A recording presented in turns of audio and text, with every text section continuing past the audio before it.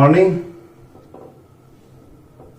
Section 48 to section 48(3) दो हम पढ़ चुके हैं आईएमपी सेक्शन में से। 48(3) में मैंने आपको पेज नंबर 253 पर एक प्रॉब्लम P1 करने के लिए कहा था, है ना। कंप्लीट हो गया होगा, शायद कोई डाउट ना हो उसमें। जो 4th नंबर पॉइंट में अगर डाउट आया है तो वो 5th जैसा ही है, सेम। अब हम आगे बढ़ते हैं। आगे हमारा है 43B से पेज नंबर 255 पर। Amount not deductible in respect of certain unpaid liabilities. Unpaid के बाद लिख लो आउटस्टैंडिंग। तो अब प्रॉब्लम ये है कि आप अपना अकाउंट जो बनाते हो मर्केंटाइल सिस्टम से बनाते हो। मर्केंटाइल सिस्टम में आप आउटस्टैंडिंग प्लस करते हो, ठीक है। इंश्योरेंस में अक्सर प्रीपेड आता है, प्रीपेड आप माइनस करते हो, ठीक है। इनकम साइड में भी ऐसा ही होता है। सेल्स टैक्स प्रोविजन बनाते हो आप। प्रोविजन क्यों बनाते हो? क्योंकि एग्जैक्ट लायबिलिटी पता नहीं होती है, non liability but amount ascertain नहीं, बाद में इसका पेमेंट कर देते हो, है ना। इंटरेस्ट देते हो आप, इंटरेस्ट अक्रूड है तो भी लिख देते हैं आउटस्टैंडिंग भी, जबकि पेमेंट हम बाद में करते हैं। 31 मार्च को इंटरेस्ट आपका अकाउंट में लिखा हुआ जाता है, लेकिन आप पेमेंट कई बार बाद में करते हो, तो आउटस्टैंडिंग इंटरेस्ट हो सकता है। तो क्या गलत है, अच्छा बताइए। जब मर्केंटाइल सिस्टम बनाया हुआ है, इनकम टैक्स भी अलाउड करता है। दो सिस्टम मैंने बताए थे बिजनेस सेट में, या तो आप कैश सिस्टम अडॉप्ट करो या मर्केंटाइल। कैश सिस्टम करोगे तो ये प्रॉब्लम नहीं रहेगी, क्योंकि कैश सिस्टम में आपको जितना दिया उतना लिखना है। प्रीपेड आउटस्टैंडिंग प्लस माइनस कुछ भी नहीं करना है।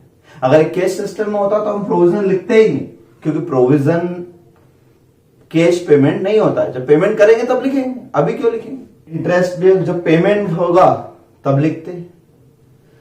लेकिन मर्केंटाइल सिस्टम में तो रूल यही है कि फॉर द ईयर हम जो भी लिखते हैं, any expenses, any services, any goods, anything during the year, whether paid or not, whether received or not. तो हमने अगर अपने एम्प्लॉय से सर्विसेज लिए तो हम आउटस्टैंडिंग लिखेंगे, चाहे पेमेंट नहीं किया लेकिन काम तो हुआ ना। ऐसे या इंटरेस्ट, लोन लिया तो इंटरेस्ट अक्रूड तो हुआ, क्योंकि इंटरेस्ट तो टाइम वाइज अक्रूड होता है, तो इंटरेस्ट अक्रूड तो हुआ ड्यूरिंग द ईयर में, और पेमेंट बाद में करो। तो मर्केंटाइल सिस्टम में ऐसा होता है। और ये बोल रहे हैं 43B में कि amount not deductible in respect of unpaired liability. ये सब बैलेंस शीट में जाएंगे, ये सब आउटस्टैंडिंग कहां जाएंगे? बैलेंस शीट में outstanding interest, outstanding sales tax, ये सब कहां जाएंगे? ये सब बैलेंस शीट में। तो outstanding means unpaid liabilities are not deductible, disallowed कर रहे हैं। भाई डिसअलाउड कर दोगे तो फिर ये तो कैश सिस्टम में हो जाएगा, फिर मर्केंटाइल सिस्टम का मतलब क्या रहेगा? तो ऐसा नहीं है, मर्केंटाइल सिस्टम बराबर है, हर आउटस्टैंडिंग आइटम डिसअलाउड नहीं करवा रहे हैं। सेक्शन 43B में आपके 7-8 पॉइंट फिक्स हैं, ये एग्जॉस्टिव लिस्ट है, इन पर आपको ये रूल लगाना है। क्या रूल है मैं पढ़ाता हूं पहले, फिर समझेंगे। Section 43B is applicable only if tax payer maintain books of accounts on mercantile system. ये वाला सेक्शन तभी लगेगा if accounts maintain on mercantile system, क्योंकि मर्केंटाइल होगा तो ये तो आउटस्टैंडिंग दिखेगा। अगर कैश सिस्टम होगा तो आउटस्टैंडिंग दिखेगा ही नहीं, अनपेड कुछ दिखेगा ही नहीं। और जब अनपेड कुछ दिखेगा ही नहीं तो हम डिसअलाउड क्या करेंगे? वहां तो सिर्फ अगर ये कैश सिस्टम में P&L होता तो ये दिखता ही नहीं आपका, ये भी नहीं दिखता माइनस, ये भी नहीं दिखता, ये भी नहीं दिखता। वहां सिर्फ cash cash cash cash cash item आते हैं, तो आउटस्टैंडिंग कुछ दिखता ही नहीं, इसलिए अलाउड डिसअलाउड की बात ही नहीं आती। तो only in case of mercantile system provision ये है कि जनरल रूल क्या है? Certain expenses are deductible on payment basis. Rule ये सर्टेन, कुछ चीजें हो, सारे नहीं। इस सारे आउटस्टैंडिंग की बात नहीं कर रहा हूं, बहुत सारे आउटस्टैंडिंग होते हैं। Certain the following expenses which are otherwise deductible under any other provision of income tax act are deductible on payment basis. तो जो किसी और सेक्शन में डिडक्टेबल है वो यहां आएंगे। अगर पहले किसी और सेक्शन में डिसअलाउड होगा तो फिर यहां आने की बात ही नहीं, डबल डिसअलाउड थोड़ी ना होगा। तो जो अदरवाइज अलाउड है बट पेमेंट नहीं हुआ उनका, तो डिसअलाउड है। क्योंकि डिडक्शन कहां मिलेगा? क्या लिखा हुआ था हेडिंग में, जनरल रूल में क्या लिखा था? Certain expenses are deductible on payment basis, means when payment then allowed. इस ईयर का आउटस्टैंडिंग अगले साल पे किया तो अगले साल अलाउड होगा, इस साल क्या हो जाएगा, डिसअलाउड। तो पेमेंट बेसिस पर अलाउड होगा, जब पेमेंट करोगे तब डिडक्शन देंगे। सेल्स टैक्स प्रोविजन यहां बनाया, यहां डिसअलाउड, जिस साल पेमेंट करोगे उस साल अलाउड कर देंगे। कौन कौन से आइटम है इसे बिल्कुल ध्यान से, बस एग्जॉस्टिव लिस्ट ध्यान रखना। इसके अलावा किसी पे 43B नहीं लगेगा, और जहां 43B नहीं लगेगा it means even if outstanding unpaid it is allowed. तो हर आउटस्टैंडिंग को डिसअलाउड मत कर देना, सिर्फ इन पॉइंट को। पहला point, any sum payable by way of tax, duty, fees, cess by whatever name called under any law for the time being in force. Government को आप जो टैक्स देते हो, नाम कुछ भी रख दो, कस्टम ड्यूटी, जीएसटी, ऐसे कई टैक्सेस हो सकते हैं। तो by whatever name called, word क्या लिखा है, बाय, यानी नाम कुछ भी हो। तो जो गवर्नमेंट को आप टैक्सेस फॉर्म में देते हो, आजकल टैक्स का नाम सेस भी तो होता है, एजुकेशन सेस, तो tax, cess, duty by whatever name called, नाम कुछ भी हो, टैक्सेस जो होता है for the time being in force. तो जो लॉ के तहत टैक्स लगाती है गवर्नमेंट, वो सारे टैक्सेस, इसका मतलब यहां पर ये सेल्स टैक्स है ना, अब जीएसटी रहेगा। मान लो आपने जीएसटी पेबल, जीएसटी प्रोविजन बनाया है, नॉट पेड, आउटस्टैंडिंग, तो इसमें 43B लगेगी। इसका मतलब अगर इसका पेमेंट हुआ होगा तो ही अलाउड होगा, अदरवाइज डिसअलाउड हो जाएगा। तो सारे टैक्सेस जितने भी होंगे यहां पे। Any sum, second point, payable by an employer by way of contribution to provident fund or superannuation fund or any other fund for the welfare of employee. तो अंडरलाइन एम्प्लॉयर पे करना, एम्प्लॉयर्स कंट्रीब्यूशन। एम्प्लॉयर भी तो contribute करता है आपके PF में, आपके ग्रेच्युटी में, आपके सुपरएनुएशन फंड में। तो employers contribution to any welfare fund, fund का नाम कुछ भी हो, एम्प्लॉयर्स कंट्रीब्यूशन अगर है, यानी एम्प्लॉयर ने अगर कंट्रीब्यूट किया होगा तो डेफिनेटली उसके लिए एक्सपेंसेस होगा। Employers contribution to provident fund, तो उसने अपने पीरियड में डेबिट कर रखा होगा। ध्यान रखना, यहां पे आपको सैलरी हेड नहीं लाना, आप एम्प्लॉयर हो तो आप सैलरी हेड मत लाओ। आप एम्प्लॉयर हो, आप अपने एम्प्लॉय को जो भी दे रहे हो, सैलरी दे रहे हो डेबिट करोगे, बोनस दे रहे हो डेबिट करोगे, कमीशन डेबिट करोगे, एम्प्लॉयर के नाम एम्प्लॉय के अकाउंट में जमा करवा रहे हो, वो भी आपके लिए एक्सपेंडिचर है। तो ये एक्सपेंडिचर अलाउड होगा पेमेंट बेसिस पर, यानी अगर ये आउटस्टैंडिंग है तो अलाउड नहीं होगा। तीसरा, any sum payable as bonus or commission to employees for services rendered. इसके बारे में नीचे क्या लिखा है, arrears of salary and other benefit payable to employees are not covered under 43B। तो ध्यान रखना, सिर्फ दो वर्ड पर अंडरलाइन करो, बोनस एंड कमीशन। एम्प्लॉय को हम सैलरी भी देते हैं, उसको हम अलाउंसेस भी देते हैं, उसको तो हम बहुत सारी चीज देते हैं, उन पर 43B नहीं लगेगा। इसका मतलब अगर सैलरी आउटस्टैंडिंग है तो भी अलाउड है, 43B लग ही नहीं रहा है तो आउटस्टैंडिंग है तो भी अलाउड, पेमेंट है तो भी अलाउड।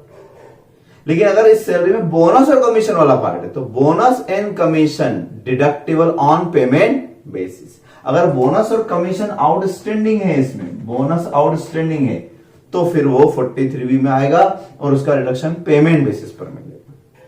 तो अंडरलाइन बोनस कमीशन। डी और ई पॉइंट एक जैसे हैं। डी पॉइंट में any sum payable as interest, underline कर लेना, interest on any loan borrowing from public financial institution like ICICI, IFCI वगैरह वगैरह। और दूसरा भी ऐसे ही, any sum payable as interest, इसमें भी इंटरेस्ट अंडरलाइन कर लेना, on any loan or borrowing from the deposit taking non banking financial companies NBFCs and systematic important non deposit taking NBFCs, non banking financial companies से अगर हमने loan लिया और उस पर इंटरेस्ट दिया, वो भी, ये पॉइंट नया जुड़ा है। ई पॉइंट जो है ये नया है, पहले डी और एफ था। एफ पॉइंट भी इंटरेस्ट का, इंटरेस्ट ऑन एनी लोन और advance taken from scheduled bank, cooperative bank वगैरह। यानी इन तीनों पॉइंट को आप एक साथ याद रखो तो इंटरेस्ट है, इंटरेस्ट पब्लिक फाइनेंशियल इंस्टीट्यूशन से लोन लिया तब भी, एनबीएफसी से लिया तब भी, और बैंक से लिया, कोऑपरेटिव से लिया तब भी, तो तीनों हो गए ना। तो यानी यहां पर अगर इंटरेस्ट आउटस्टैंडिंग होगा तो डिसअलाउड होगा, और जिस ईयर में पेमेंट करोगे उस ईयर में अलाउड होगा। तो इस पे भी 43B लगेगी। लेकिन यहां ये नहीं लिखा है interest on loan from relatives. 43B में कहां लिखा है? एग्जॉस्टिव लिस्ट से ध्यान रखना, जहां जो लिखा उतना ही 43B उसी पे लगेगी। मान लो ये मैंने लोन अपने फादर से लिया होता और आउटस्टैंडिंग होता तो भी अलाउड होता, क्योंकि उस पर 43B लगी नहीं। तो मर्केंटाइल सिस्टम में हर आउटस्टैंडिंग अलाउड होता है एक्सेप्ट दिस, ऐसा याद रखिए। फिर है जी में any sum payable by an employer in lieu of leave at credit of his employer, leave encashment पर अंडरलाइन कर लो। तो यानी एम्प्लॉय से रिलेटेड कितने पॉइंट आ गए? एक तो एम्प्लॉयर्स कंट्रीब्यूशन वाला आया, बोनस एंड कमीशन वाला आया, और तीसरा लीव सैलरी। 3 पॉइंट सैलरी के, बाकी सैलरी आउटस्टैंडिंग अलाउड होगी। इन 3 पर अप्लाई होगा 43B। और लास्ट पॉइंट है any sum payable to Indian railway for use of railway asset. तो इंडियन रेलवे को अगर आप कोई पेमेंट करते हो, मान लो फ्रेट भाड़ा देना है हमें, उनकी मालगाड़ी हमने इस्तेमाल की, तो फ्रेट टू रेलवे यानी उनकी असेट इस्तेमाल की ना आपने, तो वो तभी अलाउड होगा अगर वो पेमेंट हुआ है। अगर आउटस्टैंडिंग है तो डिसअलाउड। ठीक है, ये आपको याद रखना है। एग्जॉस्टिव लिस्ट है the above expenses are deductible in the year in which payment is actually made. This is however one exception, there is however one exception, एक एक्सेप्शन। तो जनरल रूल क्या हो गया? These are deductible on payment basis, है ना, in the year of payment. Clear? अब exception मतलब उल्टा, यानी पेमेंट नहीं हुआ होगा तो भी अलाउड हो जाएगा। कब? तो एक्सेप्शन क्या है? एक्सेप्शन है when deductible on accrual basis. Rule था पेमेंट बेसिस का, और एक्सेप्शन हुआ मतलब उल्टा, even if accrual means even if outstanding it is allowed. तो अंडरलाइन कर लेना, if aforesaid payment is actually made on or before, underline करना, actually made on or before the due date of submission of return of income, that is 31st July or 30th September, deduction can be claimed on accrual basis. तो due date of ITR की due date जुलाई और सितंबर होती है।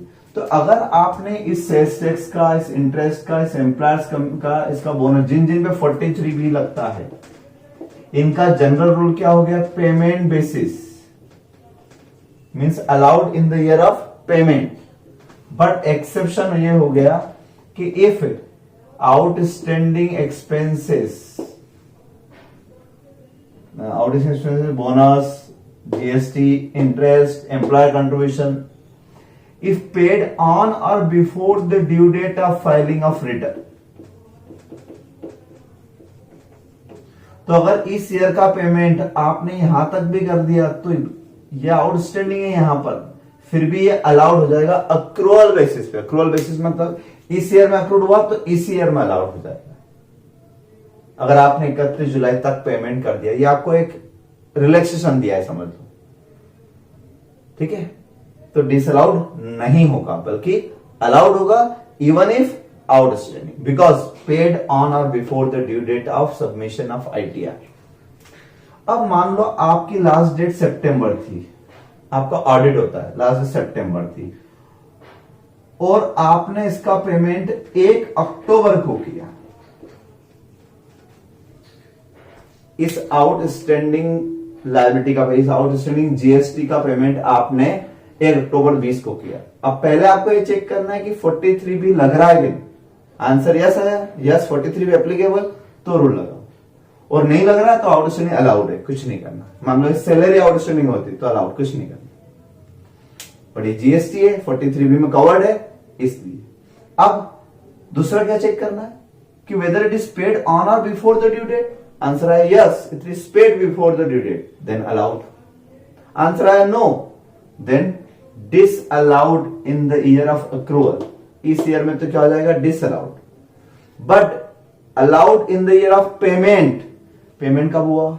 2020 में। तो 20-21 का जब calculation करूंगा तब ये वाली चीज वहां पे क्या हो जाएगी? माइनस। यानी यहां पर आपके टैक्स बढ़ जाएगा और वहां पर आपका टैक्स कम हो जाएगा। तो इस ईयर में डिसअलाउड हो जाएगा, उस ईयर में अलाउड हो जाएगा। ये कंसेप्ट है। ठीक है, अच्छे से देख लेना आप। अब नीचे इलस्ट्रेशन दिया छोटा सा, प्रोविजन इलस्ट्रेटेड। एक बार ये आप होमवर्क में कर लेना।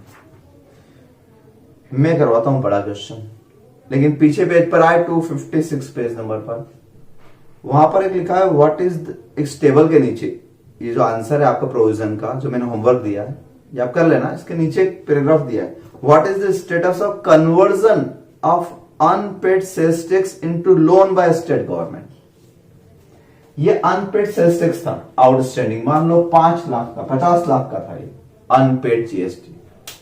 अब हमारे पास इतने पैसे नहीं कि इतना बड़ा पेमेंट हम कर दें, पीएनएल में लिख दिया क्योंकि मर्केंटाइल सिस्टम था इसलिए आउटस्टैंडिंग लिख दिया, बट हमारे पास पेमेंट नहीं करने के लिए पैसा नहीं।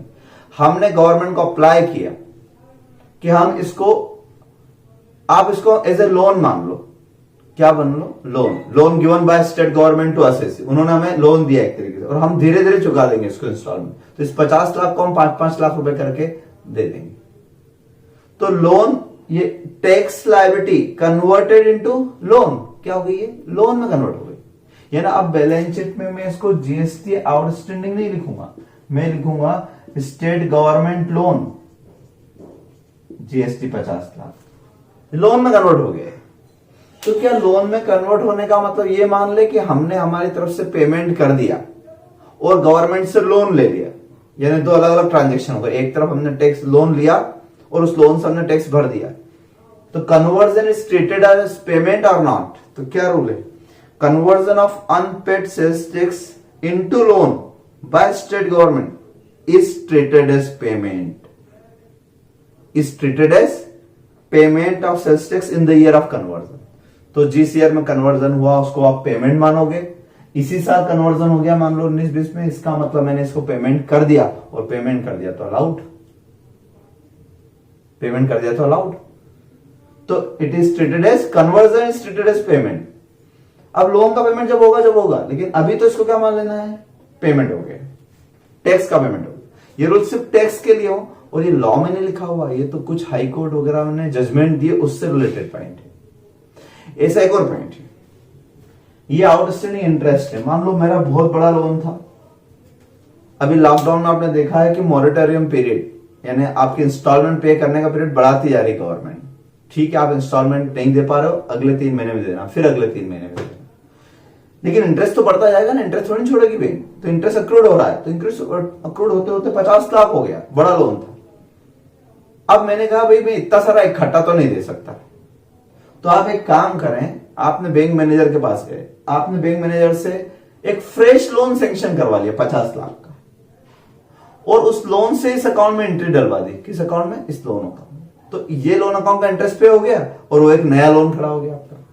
यानी यहां पे भी कन्वर्जन, यानी interest, outstanding interest converted into fresh loan, नया लोन ले लिया आपने एक तरीके से। तो whether conversion of interest into fresh loan is treated as payment, क्या हम ये माने कि इंटरेस्ट का पेमेंट हो गया और हो गया तो अलाउड। अब यहां उल्टा है, क्या लिखा,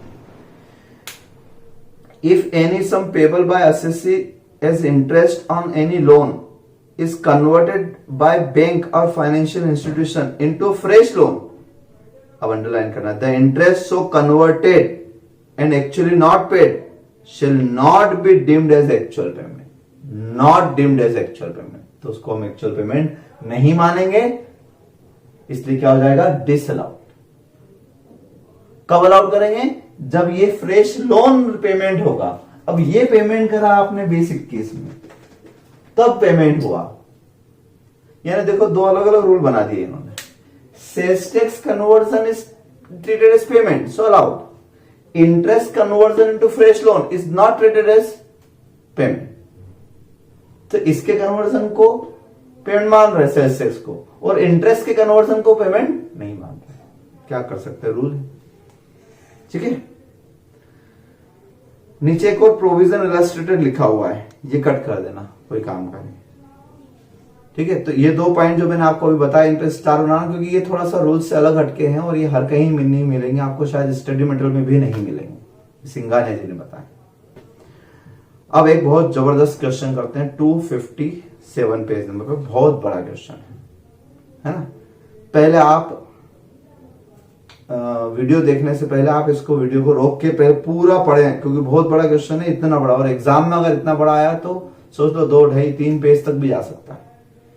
पूरा पूरा P&L भी पढ़े, एक एक पॉइंट पढ़े P&L के, यानी ये समझ लो एक तरीके से बिजनेस सेट का कंप्लीट क्वेश्चन स्टार्ट हो गया है यहां से। इससे पहले भी एक बार बता चुका हूं और ये तो पूरा ही कंप्लीट है। कैसे करना है सारे क्वेश्चन बिजनेस सेट के, वो इस क्वेश्चन में आपको सीखने को मिल जाएगा। कैसे अलाउड डिसअलाउड को कैसे प्रेजेंट करना है, कैसे लिखना है, सारी बात पूरा पढ़ना। डेबिट आइटम, क्रेडिट आइटम, नीचे एडजस्टमेंट दिए और एडजस्टमेंट को उससे कोरिलेट करते हुए पढ़ना कि ऊपर सैलरी दी, नीचे सैलरी दी तो क्या मैच हो रहा है, क्या दिया है, ऊपर सेल्स दिया, नीचे सेल्स दिया, क्या दिया है। फिर इस वीडियो को आगे कंटिन्यू देखो, ठीक है। पढ़ लिया होगा आपने क्वेश्चन को अच्छे से। अब देखें आगे video continue. X limited is a manufacturing company not having any international और स्पेसिफाइड डोमेस्टिक ट्रांजेक्शन, ठीक है। तो कोई एक्स्ट्राऑर्डिनरी बात नहीं, कहने का मतलब ये तो ऐसे ही लिख दिया इन्होंने। ये एक्चुअली ट्रांसफर प्राइसिंग एक चैप्टर होता है सीए फाइनल में, तब काम आता है इंटरनेशनल ट्रांजेक्शन अगर हो तो। फिलहाल आपको इस पर ध्यान देने की जरूरत नहीं है। प्रॉफिट एंड लॉस अकाउंट आपको दे रखा है ड्यूरिंग द ईयर का, और नेट प्रॉफिट दिया 983,500। तो शुरुआत हमारी कहां से होती है, computation of income from business, assessment year और प्रीवियस ईयर जरूर लिखा करो। Net profit as per profit and loss account 983,500, 983,500 ये नेट प्रॉफिट है। अब आपको फॉर्मेट याद है, नहीं तो आप सामने फॉर्मेट भी एक बार देख लो। ये कॉपी में बाद में लिखना, पहले फॉर्मेट देख लो आप। तो फॉर्मेट सामने रखो, क्या लिखा था उसमें फॉर्मेट में। हमें सबसे पहले तो क्या करना, P&L अकाउंट का ये जो प्रॉफिट है ये सही है कि नहीं पहले देख।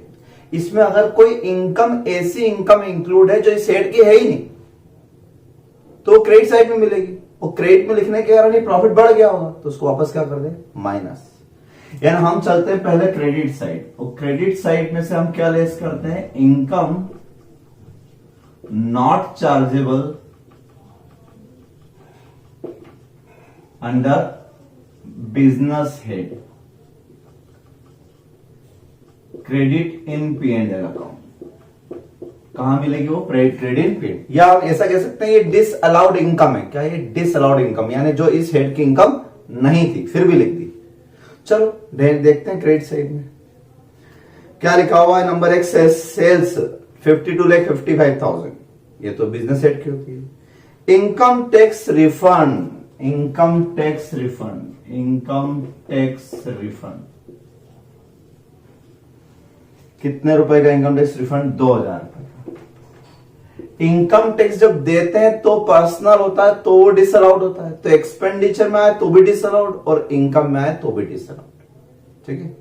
इनकम टैक्स का तो फिक्स है ये रूल, अभी आगे आएगा ये वाला रूल। वैसे excise duty refund, custom duty refund, दो रिफंड। अब एक्साइज ड्यूटी और कस्टम ड्यूटी बिजनेस एक्सपेंडिचर होते हैं। Excise duty and custom duty या जीएसटी ये इनडायरेक्ट टैक्सेस है, ये बिजनेस टैक्स माना जाता है। इनकम टैक्स पर्सनल माना जाता है, इसलिए इनकम टैक्स तो 100% डिसअलाउड होता है, तो उसका रिफंड भी क्या होगा, डिसअलाउड। लेकिन ये बिजनेस है तो ये तो अलाउड हो सकते हैं। अलाउड हो जाने का मतलब क्या हुआ, अगर ये अलाउड हो, आज से 2 साल 3 साल 4 साल पहले ये अलाउड हुए थे और अब रिफंड आया, तो एक लॉजिक सब जगह लगाना है। सेक्शन भी बस अगला आने वाला है, लेकिन पहले ही बता चुका हूं, इस पर भी, बेड डेट्स पर भी, इन सब पर एक रूल लगता है कि जो जो चीजें आपकी पहले अलाउड हो गई, अलाउड हो जाने का मतलब आप समझे, यानी आपने अपना नेट प्रॉफिट कम कर लिया ना अर्लियर ईयर्स में। पिछले साल ऐसा हुआ था, मान लो पिछले साल बेड डेट्स हुआ था, पिछले साल एक्साइज ड्यूटी थी, कस्टम ड्यूटी थी और अलाउड हो गई थी, इसका मतलब कि प्रॉफिट में से माइनस, तो टैक्स बचा लिया आपने। अब जब उसका रिफंड मिलेगा या वो बेड डेट्स रिकवर होगा, तो पहले टैक्स नहीं दिया तो अब टैक्स देना है, सीधा सा लॉजिक। और अगर पहले ही डिसअलाउड हो गया होता ये सब चीज, तो यानी प्रॉफिट में ऐड हो गई होगी। प्रॉफिट में ऐड हो गई मतलब अर्लियर ईयर में ही आपने टैक्स दे दिया, तो फिर अब जब रिफंड मिलेगा तो डबल से टैक्स दोगे क्या, तो अब ये नॉट टैक्सेबल होगा। ये लॉजिक है। इस सेंटेंस को फिर से सुन लेना रिपीट करके। तो अल्टीमेट एक ही लाइन, ये तो ही लॉजिक वाली बात है ना। आप एक लाइन लिख के रख लेंगे कहीं पर, यहीं पर नीचे लिखेंगे, है ना, इसी क्वेश्चन को ऊपर टॉप पर लिख लेंगे if earlier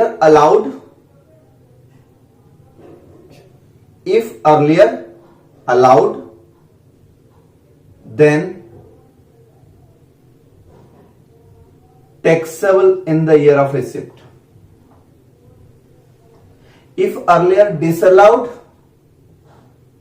then not taxable in the year of receipt. एक लाइन बात तो क्या लिखा हुआ है, excise duty refund earlier allowed as deduction, यानी 7,000 रुपए पहले आपका डिडक्शन मिल चुका है तो टैक्स बचा लिया, अब रिफंड मिला तो टैक्स देना पड़ेगा मतलब ये टैक्सेबल है, और टैक्सेबल है तो फिर मैं कुछ भी नहीं करूंगा। इंक्लूड है तो इंक्लूड सही रहने दो ना। टैक्सेबल आपने पहले क्या डिसाइड किया, अर्लियर अलाउड है देन टैक्सेबल है, और टैक्सेबल है तो रहने दो। हम तो नॉट टैक्सेबल नॉट चार्जेबल वाला हटाना है हमको, तो उल्टा है क्वेश्चन, जो नहीं लगाना टैक्स वो हटाओ, जो लगाना हो तो रहने दो ना। दूसरा, custom duty not allowed in earlier year, इसका मतलब पहले नॉट अलाउड डिसअलाउड हो गई तो पहले टैक्स दे दिया होगा आपने, क्योंकि उस ईयर में डिसअलाउड प्लस हो गया होगा, तो अब जब पैसा मिला तो क्या डबल से टैक्स लगाओगे, नहीं। अब क्या हो जाएगा, ये नॉट टैक्सेबल, तो कस्टम ड्यूटी रिफंड, ठीक है। Custom duty refund disallowed earlier, ऐसा लिख लेना है, डिसअलाउड अर्लियर 8,000, यानी और शॉर्टकट बताऊं तो ये allowed earlier then allowed in current year, disallowed earlier then disallowed in current year. पहले डिसअलाउड था तो यहां पे भी डिसअलाउड में आ गया, ये भी डिसअलाउड की लिस्ट तो है, ये डिसअलाउड इनकम ही तो लिख रहा है, तो पहले भी डिसअलाउड तो अभी भी क्या हो गया डिसअलाउड, पहले अलाउड तो अभी भी अलाउड, ऐसा सोच लो। हर एंगल समझा दिया मैंने, है ना। आगे चलते हैं, interest on income tax excise and custom duty refund, refund पर टैक्स इंटरेस्ट आना, ये तो एक्स्ट्रा इनकम है ना। रिफंड तो वो होता है जितना भरा हमने पे किया था 8 उतना मिला, ठीक है, तो इस पे तो ये लॉजिक लगा। लेकिन जो इंटरेस्ट में तो एक्स्ट्रा है ना, तो इनकम फ्रॉम अदर सोर्सेस, कहां आएगा, सब तरह के इंटरेस्ट कहां आते हैं, इनकम फ्रॉम अदर सोर्सेस। तो यहां से क्यों माइनस करूंगा, क्योंकि ये बिजनेस हेड की इनकम नहीं है, तो इंटरेस्ट ऑन रिफंड, सारे रिफंड, कितने रिफंड 1,000, ये मैंने यहां से हटा दिया, क्योंकि not chargeable under business, business head की इनकम नहीं है, अदर सोर्सेस की अदर सोर्स में करूंगा मैं, अभी मैं सिर्फ बिजनेस इनकम निकाल रहा हूं, तो यहां से हटा दिया। क्लोजिंग स्टॉक तो बिजनेस हेड का होता है, तो ऐसे आप क्रेडिट साइड में आपको जो जो इनकम नॉट चार्जेबल नजर आए वो सब आप लिखते चले जाओगे, not chargeable under business head means disallowed income, एक तरीके से मैं इसको क्या कह सकता हूं, डिसअलाउड इनकम।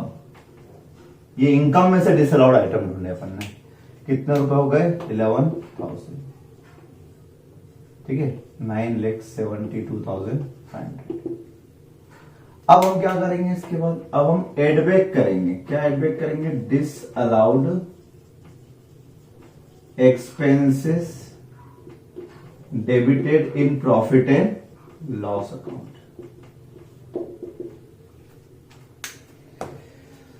ठीक है,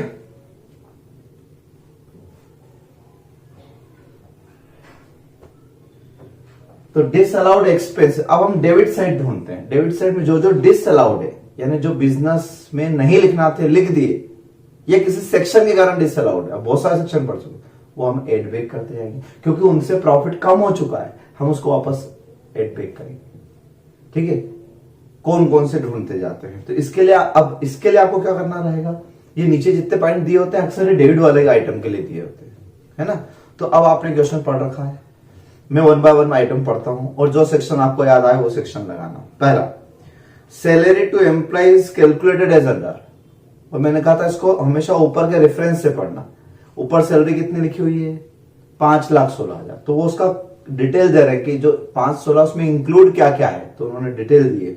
उसमें सैलरी, अलाउंसेस, परक्यूजिट है 468 के, बोनस है 10 का, कमीशन है 20 का, कमीशन और परचेस 18 का, टोटल 5,16,000 ये वाले यहाँ पर। और इसमें से पेमेंट कितना हुआ, तो ड्यूरिंग द ईयर में 19-20 में पेमेंट कर दिया इतना। 19-20 के बाद due date of filing return 31 जुलाई या सितंबर, चूंकि ये क्वेश्चन कंपनी का इसलिए हमेशा ऑडिट होता है कंपनी में, तो उनके लिए हमेशा ड्यू डेट क्या रहेगी, सितंबर तक भी पेमेंट कर दिया। फिर लिखा less employees contribution to PF 28,000, इसका पूरा पेमेंट 28,000 का 19-20 में ही कर दिया। और टीडीएस 2,000 काटा था, उसका भी पेमेंट कर दिया। लेकिन पीएनएल में तो 516 लिखे, हम तो 516 की बात कर रहे हैं। 516 में से कुछ अलाउड डिसअलाउड है क्या, सोचो। तो 5,16,000 की सैलरी, एम्प्लॉय को सैलरी देना क्या डिसअलाउड होता है? नहीं। क्या उसमें 43B लगेगा? तो 43B सैलरी अलाउंसेस परक्यूजिट पर नहीं लगता, इसलिए परक्यूजिट के वहां लिखा हुआ 4,68,468, वो 2 लाख पेमेंट किए, 2,60,000 पेमेंट किए, बाकी के नहीं किए तो भी अलाउड। सेक्शन 43B लग इन रहा, तो मैं क्यों देखूं कितना पेमेंट हुआ, नहीं हुआ पेमेंट तो भी अलाउड। बोनस कमीशन, इस पर 43B लगता है। और कमीशन के वहां कहां लिखा था कि लॉ में अपन मैंने भी जो सेक्शन पढ़ाया उसमें कहीं लिखा था कि कमीशन ऑन सेल्स या कमीशन ऑन परचेज? नहीं, वहां सिर्फ लिखा था कमीशन। तो कमीशन ऑन सेल हो या परचेज हो, दोनों पर 43B लगेगा। तो जहां 43B लगेगा वहां देखते हैं कितने का बोनस था, 10 का टोटल। पीएनएल में कितना का लिखा है, 10 का लिखा हुआ है। उसमें से 1,000 आपने दे दिया 19-20 में, और 8,500 आपने दे दिए 1 अप्रैल 20 टू सितंबर 20 तक। मतलब आपका प्रीवियस ईयर है 19-20, 19-20 में दे दो तो बहुत ही अच्छी बात है। लेकिन रूल क्या है, अप टू 30 सितंबर, up to the date of filing ITR, ये ड्यू डेट ऑफ आईटीआर, यहां तक भी दे दोगे तो भी अलाउड होगा। तो इन्होंने क्या किया, 10,000 रुपए में से 1,000 तो यहां पे कर दिए और 8,500 यहां तक पे कर दिए, तो ये भी अलाउड, ये भी अलाउड।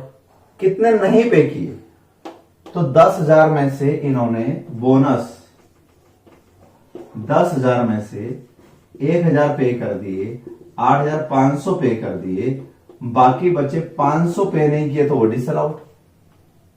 ऐसे कमीशन पे भी लगता है 43B, यस लगता है। कमीशन ऑन सेल्स है ना, यहां हम चाहे सेक्शन लिख सकते हैं अंडर सेक्शन 43B, 43B वाला पॉइंट है ये भी 43B वाला पॉइंट है।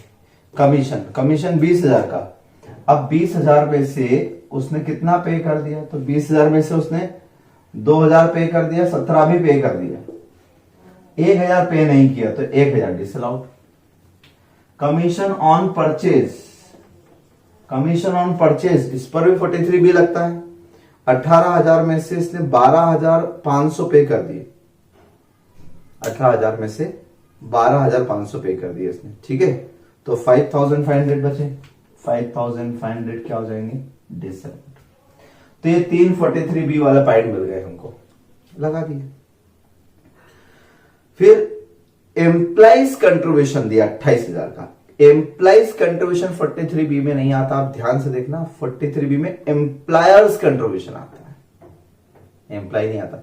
एम्प्लॉयज कंट्रीब्यूशन पिछले वीडियो में बताया था एक्चुअली सेक्शन 36 में, और मैंने कहा था बहुत ही यूनिक बात है वो, क्या बताई थी याद करो, और नहीं तो पिछला वीडियो देखना। मैंने बताया था एम्प्लॉयज कंट्रीब्यूशन जो होता है एक्चुअली वो कंट्रीब्यूशन हमारी जेब से कहां गया, एम्प्लॉय की सैलरी पे से काट के रखा हमने, डिडक्ट करके। देखो यहाँ पे भी डिडक्ट करके रखा ना, 5,16,000 पेरोल में पूरे लिखे, तो 5,16,000 का हिसाब हो गया अपना, उसी में से उसका कंट्रीब्यूशन हमने डिडक्ट करके रख लिया। अब मैंने वहां बताया था कि डिडक्ट करके आप रख नहीं सकते, आपको पीएफ एक्ट की जो ड्यू डेट होती है, यानी हर महीने की 15 तारीख को जमा करवाना जरूरी है। अगर आप ये वाली ड्यू डेट नहीं चलती उसमें, सितंबर वाली, ये ऑडिट वाले, ये इनकम टैक्स वाले नहीं, पीएफ एक्ट की, यानी जिस एक्ट में आपने कंट्रीब्यूशन किया उस एक्ट की ड्यू डेट, और उस एक्ट की ड्यू डेट आपकी हर महीने रहती है, अप्रैल का मई में, मई का जून में, बताया था मैंने, याद करो। तो अगर आपने उस ड्यू डेट को पेमेंट नहीं किया तो वो एम्प्लॉइज कंट्रीब्यूशन आपकी इनकम में ऐड हो जाएगा। ये बड़ा अजीब सा रूल मैंने बताया था आपको, इनकम ट्रीट करेंगे उसको आपकी, क्योंकि आपने उस पैसे को इस्तेमाल कर लिया अपने बिजनेस। तो यहां देखो ध्यान से, 28,000 था और पूरे 28,000 19-20 में पे हो गया, देखो लिखा है पेमेंट में, 28,000 का पूरा पेमेंट 19-20 में हो गया, तो कायदे से अलाउड होना चाहिए, कुछ नहीं करना था। लेकिन नीचे एक लाइन लिखिए, out of employees contribution towards PF 28,000 25,000 is created in PF account of employee on or before the due date of, अब ड्यू डेट ऑफ ITR नहीं लिखा है, due date of making payment under the provident fund regulation. तो 28,000 रुपए में से 25,000 तो आपने ड्यू डेट पे कर दिए, 3,000 रुपए आपने पे तो किए लेकिन ड्यू डेट पे नहीं किए होंगे, इसलिए वो आपकी इनकम मान ली जाएंगे 3,000 रुपए। एम्प्लॉइज कंट्रीब्यूशन टू पीएफ, ये सेक्शन 36 की बात कर रहा हूं मैं, है ना, ये 43B नहीं है। 43B तो एम्प्लॉयर पे लगता है, एम्प्लॉय कंट्रीब्यूशन पे नहीं लगता है, ये एक नया पॉइंट। TDS टैक्स डिडक्ट किया और जमा कर दिया, इस पे कोई सेक्शन है ही नहीं, ठीक है, तो कुछ नहीं करना। तो 43B किस पे लगती है आप समझ गए, बोनस पे लगती है, कमीशन पे लगती है, जितना पॉइंट उठाना उठाते जाओ, बाकी पॉइंट अलाउड है। TDS का कुछ नहीं है तो इसलिए अलाउड है। TDS 43B में भी नहीं आता है और इससे पहले कहीं 36 में बताया नहीं, तो कुछ भी नहीं करना। Second number point, out of employers contribution towards provident fund of 30,000, अब एम्प्लॉयर्स कंट्रीब्यूशन आया और एम्प्लॉयर्स कंट्रीब्यूशन ऊपर देखो पेन में लिखा होगा अलग से, वो सैलरी में इंक्लूड नहीं था, इसलिए सैलरी का पॉइंट अलग, एम्प्लॉयर्स कंट्रीब्यूशन ऊपर लिखा 30। अब एम्प्लॉयर कंट्रीब्यूशन 43B में आता है तो 43B अगेन लग जाएगी 43B, उसमें employers contribution to provident fund, employers contribution to PF. अब 43B में कितना पेमेंट कर दिया इसने, तो 30,000 में से 26,000 paid during the year, 3,500 paid on 16 May 2020 and 5,000 is paid in December. Provident fund is recognized provident fund. तो रूल क्या है अपना कि उसने 30,000 में से 19-20 में पे कर दिए, 19-20 में कितने पे कर दिए उसने, 26,000 19-20 में पे कर दिए, फिर मई 20 में पे कर दिए उसने, मई 20 में कितने पे कर दिए उसने, 3,500, फिर कब पे किए उसने, फिर पे किए 500 रुपए दिसंबर में पे किए उसने, दिसंबर 20 में, और बाकी के तो पे ही नहीं किए, या टोटल मिला के होगा 30, होगा 30। तो अब बात ये कि on or before due date, due date से पहले पहले ये पे कर दिए तो ये अलाउड, और ये क्या हो जाएंगे, डिसअलाउड। और आप ऐसे मत निकालो करो, आप तो क्या करोगे, 30,000 में से ये माइनस, क्योंकि कई बार ऐसा होता है कि इन्होंने पे ही नहीं किया, बाकी ये दिया ही नहीं होता है, तो आपको बैलेंसिंग निकालना चाहिए, है ना। तो 30,000 में से 26 अलाउड, 26,000, 3,500 पे अलाउड, 500 रुपए disallowed under section 43B। Section आगे लिखे या पीछे लिखे, कहीं भी लिखते हैं, आगे लिखते हैं। Gratuity is approved gratuity and the amount is contributed during the relevant year. ऊपर देखो ग्रेच्युटी लिखा हुआ 10,000।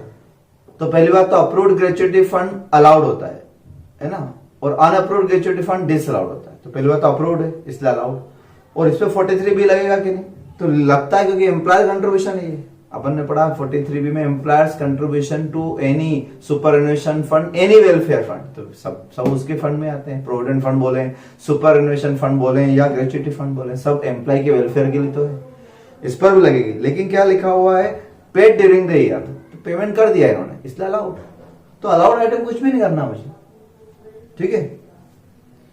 फिर है taxes and interest are calculated as, अब मेन पॉइंट, टैक्स और इंटरेस्ट दोनों पे 43B लगता है। टैक्स में लिखा है excise, GST, custom duty and municipal taxes, चाहे म्युनिसिपल टैक्स हो, टैक्स तो सभी पे आता है। 1,10,000, 32,500 पे कर दिए, 32,000 पे कर दिए, इनकम टैक्स और इंटरेस्ट वाले पॉइंट है ना। तो चलो ऊपर चलते हैं, ऊपर टैक्सेस कितने लिखे, 1,50,000। उस 1,50,000 रुपए में से, अब आप जरा ध्यान से समझना, उस 1,50,000 रुपए में से, यानी टोटल टैक्सेस जो दिए, इसका वर्किंग नोट बना लेना, 1,50,000 है, उस 1,50,000 में से कौन सा टैक्स क्या है, उस 1,50,000 में से आपको नीचे लिखा हुआ है कि एक्साइज ड्यूटी वगैरह 1,10,000 है ना। इनडायरेक्ट टैक्सेस जो है वो 1,10,000 है, और इनकम टैक्स जो है वो 40,000 है, देखो लिखा है ऐसा। अब ये 40,000 जो इनकम टैक्स है, तो इनकम टैक्स तो पर्सनल टैक्स माना जाता है, पर्सनल है ये, डायरेक्ट टैक्स है ना, तो personal expenses, being personal expenses, hence disallowed, क्या हो जाएगा ये, डिसअलाउड। तो आप 40,000 तो वैसे ही डिसअलाउड कर दो, 43B से कोई लेना देना नहीं। Income tax being personal in nature, तो ये डिसअलाउड हो गया, इसको सेक्शन नंबर लिखने की जरूरत नहीं, 40 तो पूरा डिसअलाउड। पेमेंट वगैरह से मतलब ही नहीं, 43B लगा ही नहीं रहा हूं मैं तो किसी और सेक्शन में वैसे ही डिसअलाउड कर रहा हूं। 43B तो तब लगता है जब एक्सपेंसेस अदरवाइज अलाउड होते हैं, मैं तो बोल रहा हूं इनकम टैक्स तो ऑलवेज डिसअलाउड होता है, तो मुझे पेमेंट से क्या मतलब, तो 40 तो पूरे डिसअलाउड कर दिए मैंने। अब 1,10,000 ये बिजनेस टैक्सेस होते हैं, बिजनेस एक्सपेंडिचर होते हैं, ये अलाउड होते हैं जनरली, लेकिन इस पर 43B अप्लाई होगा। और 43B के हिसाब से कितना पे कर दिया इन्होंने, 32,500 पे कर दिया, 32,000 भी पे कर दिया on or before the due date, यानी इन्होंने 64,500 पे कर दिए, तो 64,500 तो अलाउड हो गए, है ना। 43B अप्लाई, तो लेस कर देंगे 64,500, है ना, तो ये आपके पास आ गए 45,500, ये तो पेड हो गए, इसलिए अलाउड हो गए। अब बचे 45,500, ये आउटस्टैंडिंग है ना, it is deductible if payment. अब इसके बारे में एक बात और लिखी है नीचे, outstanding GST of 30,000 is converted bye Karnataka government into loan on 31 मार्च 2020, यानी इसी ईयर के एंड में उसको लोन में कन्वर्ट कर दिया, यानी इस 45,500 में से 30,000 converted into loan by state government, ठीक है। So it is treated as payment, पढ़ा था भी अपने, if sales tax GST converted by state government into loan then it is treated as payment and payment so allowed, ठीक है, payment hence it is allowed। तो ये 30,000 भी allowed हो गए क्योंकि पेमेंट मान लिया आपने, और ये आपने वर्किंग नोट सिस्टमेटिक कॉपी में लिख के देना है, एग्जाम में अगर आए तो इसे पूरा लिखना है कि आपने क्यों माना, तो लाइन लिखना है ये वाली, इस तरीके से प्रेजेंट करो कि converted by state government into loan so it is treated as payment. अब बचा कितना, अब बचा 15,500, ये रह गया आउटस्टैंडिंग, तो ये क्या हो जाएगा, डिसअलाउड। तो पूरे में से आप सोचो 1,50,000 में से ये डिसअलाउड हो गया किसी और रीजन से, ये 43B में से जितना पेमेंट होता गया माइनस करते गए, जितना कन्वर्ट हो गया वो माइनस कर दिया, जो बचा वो डिसअलाउड 15,500, ठीक है। 43B अब लगा इसके ऊपर GST एक्सेट्रा सी वर्किंग नोट,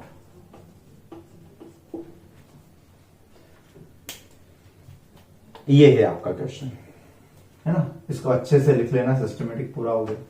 आगे बढ़ते हैं, चलिए अगला पॉइंट,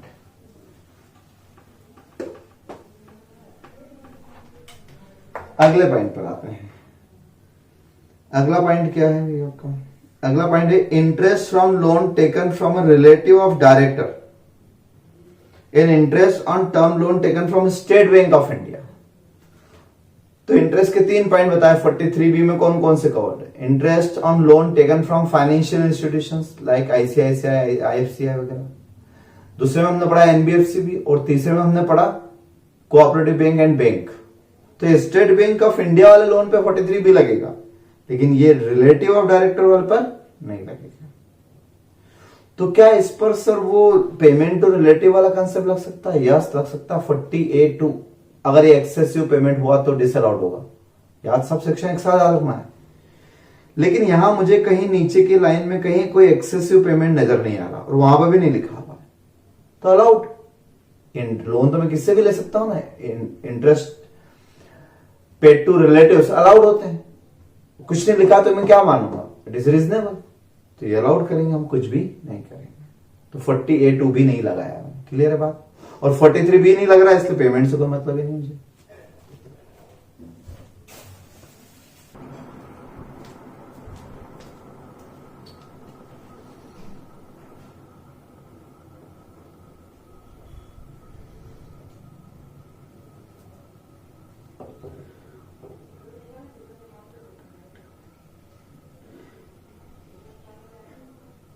अगला पॉइंट है interest on term loan taken from state bank of India 1.25।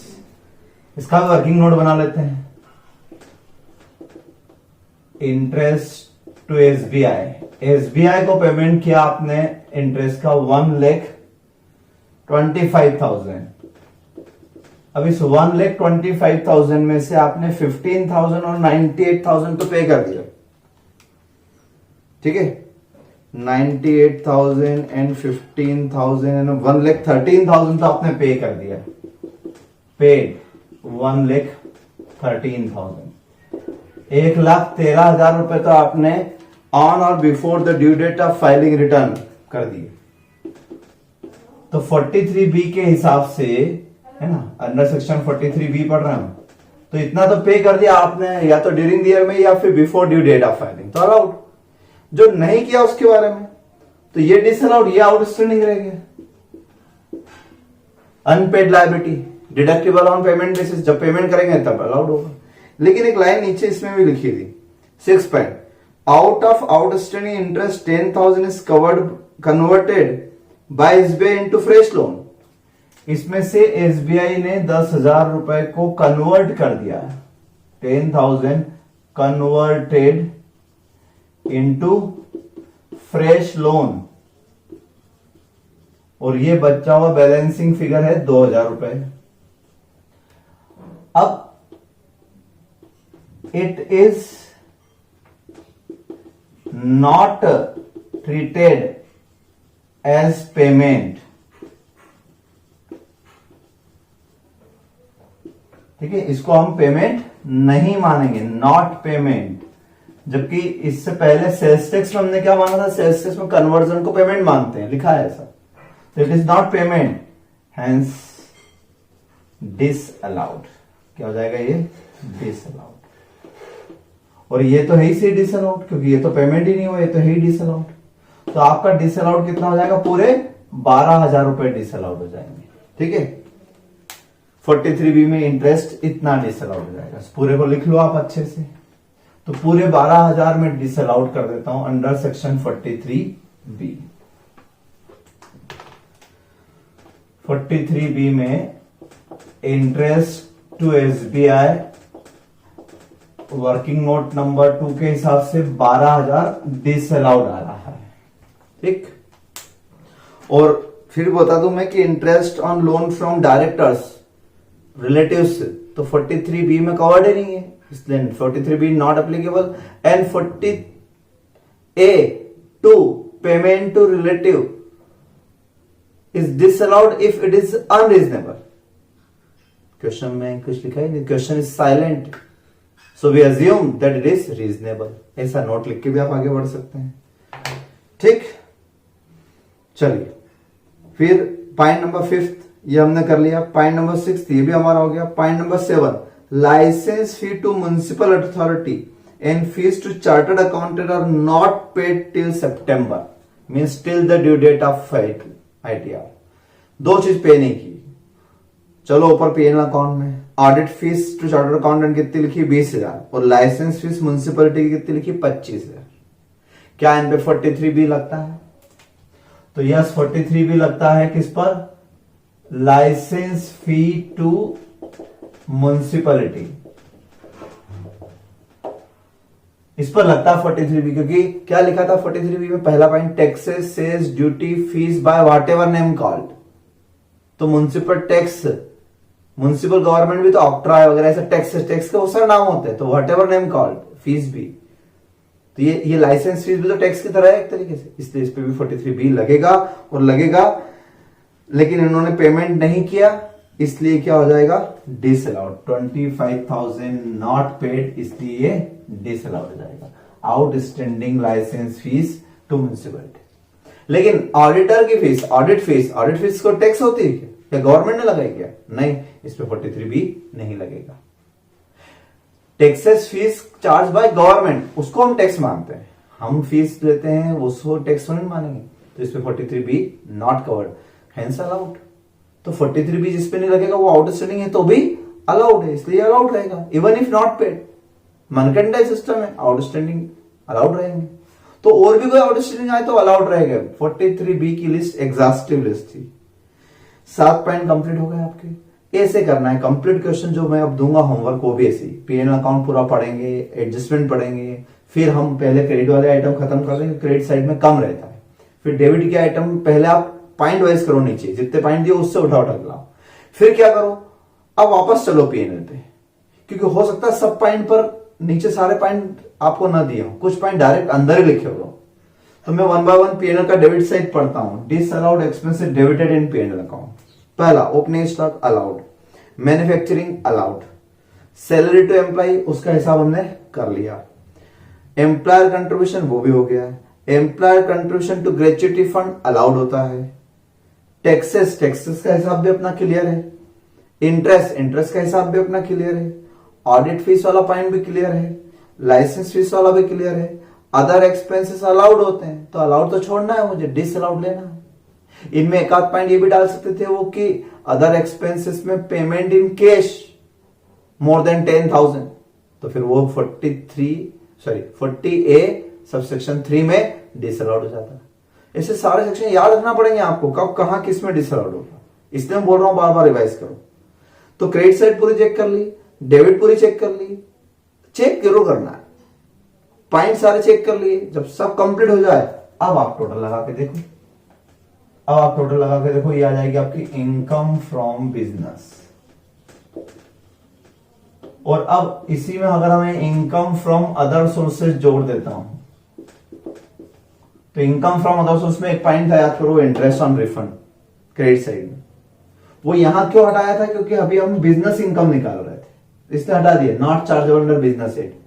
तो यहां डिविडेंड हो, short term capital gain, long term capital gain, house property income, कोई भी अदर हेड्स की इनकम है तो हटा दो सब, और उनको उस हेड में ले जाओ। हाउस प्रॉपर्टी को तो हाउस प्रॉपर्टी में ले जाओ, बिजनेस के हो तो बिजनेस में, या कैपिटल गेन के हो तो कैपिटल गेन, अदर सोर्सेस का है तो अदर सोर्सेस में जाते हैं। इंटरेस्ट ऑन रिफंड 1000 रुपए यहाँ टैक्स हो जाएंगे। और कोई इनकम नजर आ रही है? नहीं है, तो ये हो गई आपकी GTI, ग्रॉस टोटल इनकम। अगर डिडक्शन दिए होते लाइफ इंश्योरेंस प्रीमियम, तो हमें TC डिडक्शन भी देता है ना। कंप्लीट क्वेश्चन भी कर सकते हो अब तो आप, क्योंकि अब तो सारे चैप्टर कंप्लीट हो चुके हैं आपके, ठीक है, इसलिए आप कंप्लीट भी कर सकते हो। तो बिजनेस हेड तक का तो सबका सही जाना चाहिए, उसके आगे की भी प्रैक्टिस करना, क्योंकि अब आपके सारे चैप्टर कंप्लीट हो चुके हैं और एग्जाम में आता भी है इस तरह का क्वेश्चन। ठीक, टोटल लगा के देख लें इसका, 972,500, 972,500, यहां से देखते हैं इसमें आप क्या क्या ऐड कर देंगे। 500, 1000, 5,500, 3,500, 40,000, 15,500, ठीक है, 37,000,